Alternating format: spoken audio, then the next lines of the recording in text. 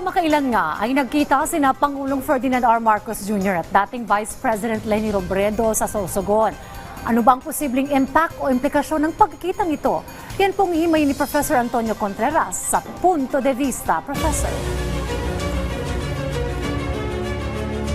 Maraming salamat, Dayan, at magandang umaga. Alam naman natin lahat na sa kasalukuyan napakasalimuot ng ating politika.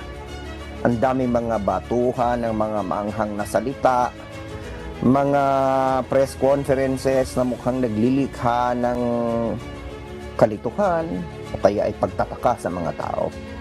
Ang politika laging maingay. Ang perception ng mga tao, ito ay magulo. Sabi pa nga ng iba, madumi. Pero may nakita po tayong isang glimmer of hope tungkol sa politika sa bansa natin. At ito ay nangyari nung nagkita nga ang dating Vice President na si Leni Robredo at ang kasalukuyang Pangulong si Presidente Bongbong Marcos sa Sorsogon. At pansamantala, nakita natin na ang dalawang dating magkatunggali ay nagkasama at nagkadaupang palad, nagkamay sa isa't isa. Bagamat saglit lamang ito ay nagpapakita ng isang pag-asa na ang politika ay hindi lahat away.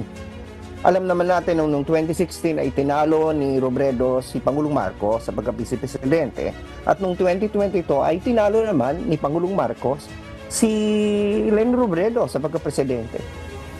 Magkaribal ang dalawang ito, napakapait ng kanilang rivalry sa parehong eleksyon.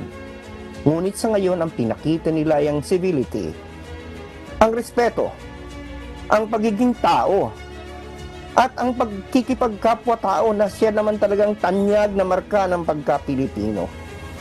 Sana naman ito ay magbigay sa atin ng liwanag ng pag-asa.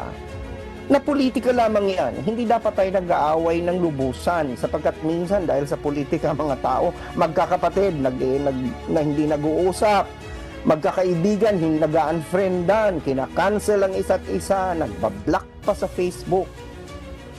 Politika lang ito. Lahat tayo Pilipino. At itong nakita natin sa Sorsogon, sa pagitan ni Pangulong Marcos at ni dating Vice Presidente Leni Robredo, ay napakagandang tanawin. Napakaliwanag na tanawin sa kabila ng dilim na nakikita natin sa kasalukuyan na nagmumula sa labi ng ibang mga politiko. Na kumbaga sa titingnan natin ay para bagang ang negatibo ang lumilitaw. Huwag nating hayaan yung negative. Sa bawat press conference na hindi magandang kinalabasan, ang tingnan natin ay yung pagkikita sa Sorsogon na nagpapakita at nagbibigay sa atin ng pag-asa. Yan naman po ang punto de vista kung ngayong umagang ito. Magandang umaga at balik sa inyo dyan sa studio Dayan. Maraming salamat.